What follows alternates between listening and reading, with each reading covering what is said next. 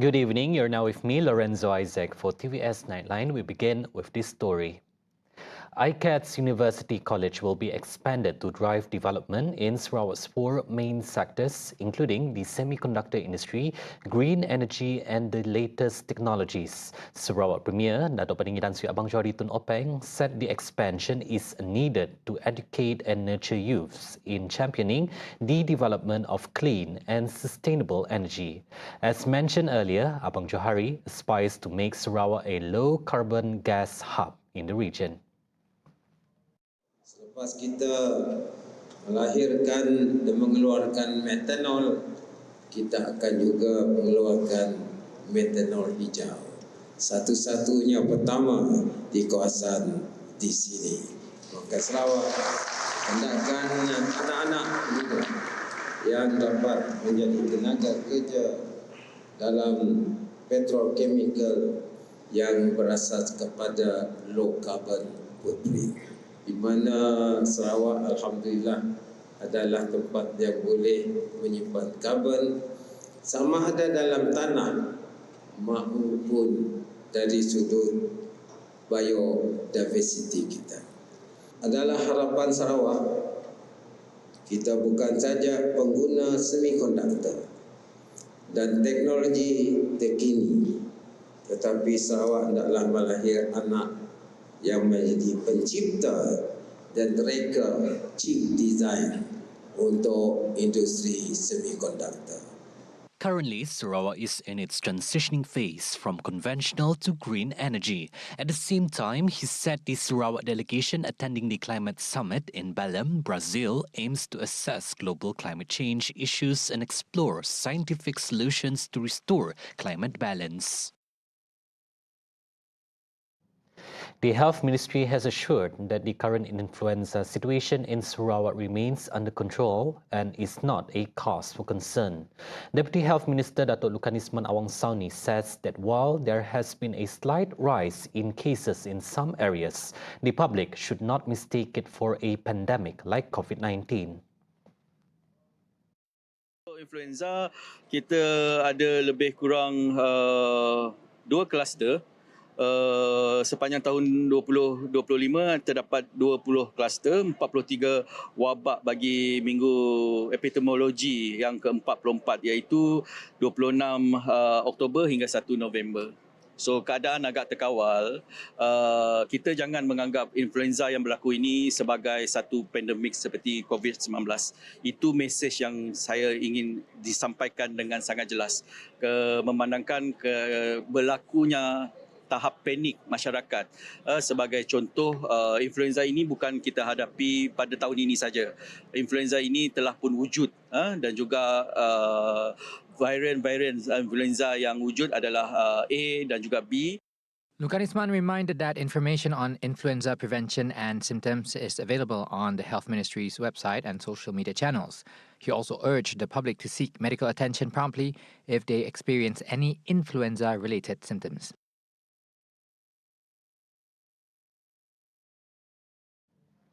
A road accident in Lawas has claimed the life of a 15-year-old student after his motorcycle collided with a car along Jalan Lawas Punang on Friday afternoon.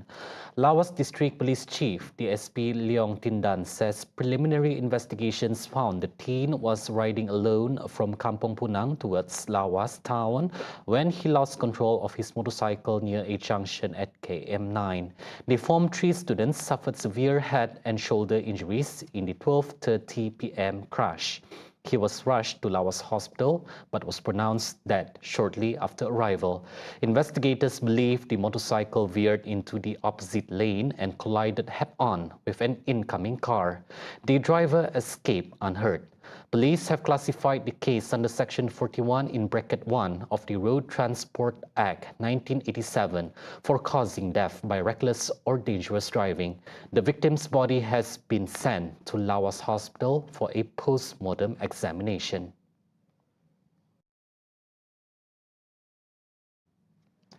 Search and rescue operations are still ongoing to find a fishing boat that capsized off Tanjung Payong, Nia on November 5th. The boat had 2 local crew members, a skipper and another crew. Miri District Police Chief ACP Muhammad Farhan Lee Abdullah confirmed that a report of the incident was lodged at 8:46 p.m. the same day with the Samalaju Police Station in Bintulu.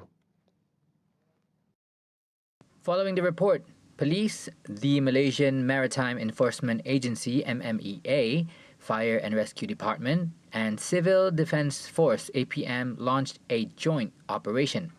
And as of November 7th, 90 officers and personnel using 3 boats from various agencies have been deployed, but the 2 local crew members have yet to be found. Farhan urged anyone with information to contact the numbers shown on screen. He also warned the public against speculation and reminded fishermen to remain cautious due to unpredictable weather conditions. On Wednesday evening, a fishing vessel carrying 6 men encountered rough seas and strong winds off Tanjung Payong, Nia. The vessel capsized, leaving 2 local crew members missing. 4 other men, all foreign crew members, were rescued by a passing tugboat and brought to safety.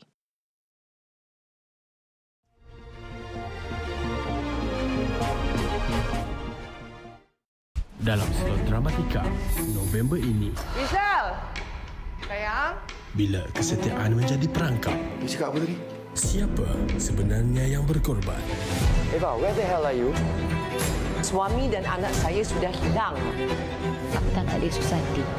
Dan siapa yang dimanipulasi? You tell me, is that what you want? Saksikan Devoted, misteri pasti terbongkar hanya di TVS 122.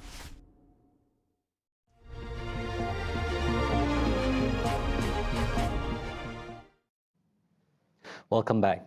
Malaysia remains a free and sovereign nation in conducting international relations without submitting to any major power. As such, Prime Minister Datuk Seri Anwar Ibrahim said this stance enabled the country to maintain trade and investment relations with countries including the United States, China, Brazil and South Africa, ensuring economic benefits and the well-being of the people. Betul kita baik dengan Amerika. Pada hari Ahad, sign dengan Amerika Syarikat. PM dengan Donald Trump. Orang kecap. Seolah kita tunduk kepada Amerika. Saya jemput juga Ramaphosa, Afrika Selatan, yang mempengerusikan G20. Presiden Donald Trump umumkan melarang semua wakil Amerika Syarikat hadir ke G20. Tapi saya akan hadir G20. Kerana Malaysia negara merdeka dan berdaulat dan bebas. Kalau kita tunduk kepada arahan Amerika, kita tidak akan pergi. Even though Malaysia signed the agreement of reciprocal trade with the US, Anwar says it does not preclude cooperation with other countries, including in the rare earth sector. The finance minister added that this pragmatic approach is crucial to ensure Malaysia continues to attract investments in high-impact sectors such as semiconductors and green energy, while driving economic growth. For the record, Malaysia and the US signed the agreement on October 26 during the 47th ASEAN Summit in Kuala Lumpur. Women are being urged to be more courageous in speaking out and taking action when facing any form of bullying or sexual harassment in the workplace. Minister of Women, Family and Community Development, Datuk Seri Nancy Shukri, emphasized that many women are still unaware that bullying is not limited to just physical acts, but also through emotional pressure, control and manipulation. Sometimes you don't realize it. Sometimes dalam office kita pun ada yang kaki bully juga. Yang kaki bully bukan apa, because kadang-kadang they see that you're good. They see that you're good. But they want you to do things for them. You see, I can control you. That's bullying namanya. Nancy explained that her ministry, through the Department of Women's Development JPW, has implemented various initiatives to raise awareness and protect victims, including the Anti-Sexual Harassment Advocacy Program AAGS and the Anti-Sexual Harassment Act 2022, Act 840. We have our line called 15999. You must ingat nombor tu. 15999 so that you can call us. Because there's a lot of things that we can do to help you.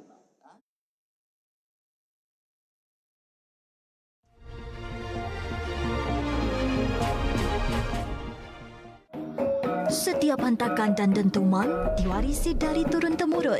Dulu mari dari nenek datuk moyang kami mari dan sedatuk dah pandai main bertabuh. Menghidupkan budaya untuk generasi mendatang agar tidak dilupakan. Kita mesti betul-betul berminat. Jangan dia 2-3 je hati kita mau ayah susah kita dah tu. Raikan dentuman warisan dalam edisi khas TVS hanya di TVS 122.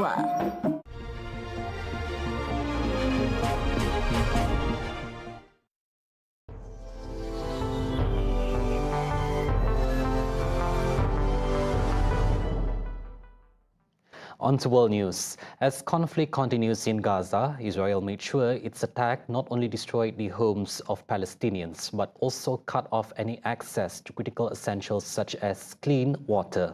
The ongoing attack poisoned the very ground and water on which Palestinians depend.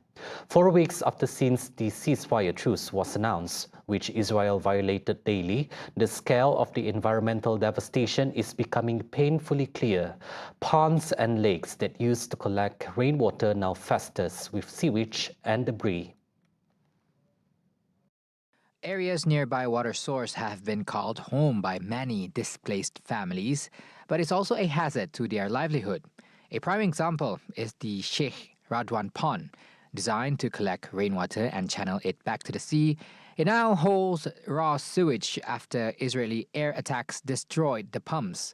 With electricity and sanitation systems crippled, contaminated water continues to rise, threatening to engulf nearby homes and tents.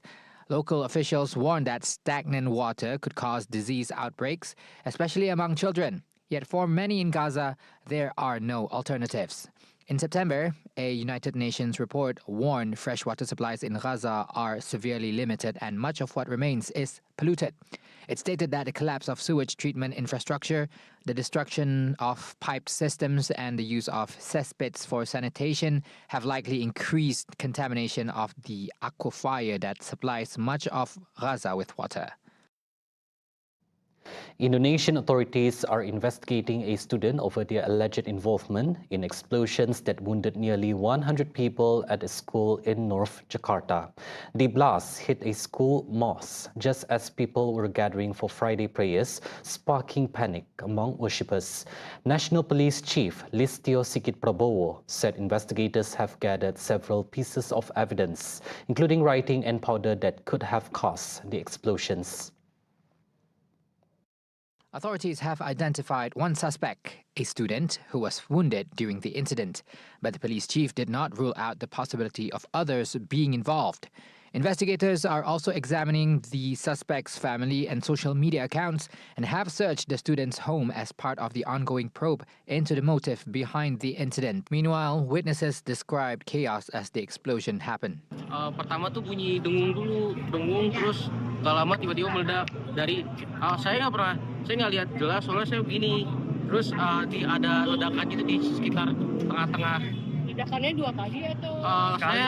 Saya di tempat sekali doang. Awalnya kita kira kan dari barang-barang elektronik kan yang udah mungkin udah rusak atau apa. Tapi ternyata tuh ledakannya dari bawah karpet kan? Iya, bawah sejadah.